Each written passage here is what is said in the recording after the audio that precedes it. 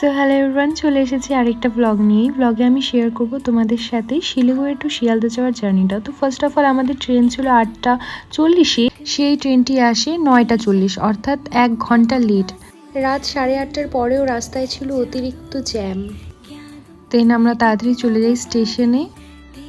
আমাদের ট্রেনটি ছিল পদাতিক এক্সপ্রেস। সো তোমরা সবাই জানো পদাতিক এক্সপ্রেসে প্রচণ্ড ভিড় হয়, কিন্তু সেই দিন খুব একটা ভিড় ছিল না।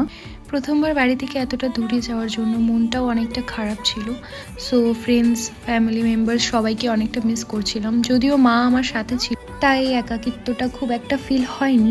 কথায় আছে না, কুছ পানি কে লিয়ে কুছ খোনা পড়তা হ্যায়, তো ব্যাপারটা ছিল কিছুটা এরকমই। সো সারা রাতটা এভাবেই ট্রেনে কেটে যায়। আর তোমরা আমার মুখ দেখে অবশ্য বুঝতেই পারছো যে আমার ঠিক মতন ঘুম হয়নি। তাই 12 ঘন্টার লং জার্নি করার পর ফেসের অবস্থাটা কিছুটা এরকম ছিল। তারপর ফাইনালি আমরা পৌঁছে যাই শিয়ালদা স্টেশনে।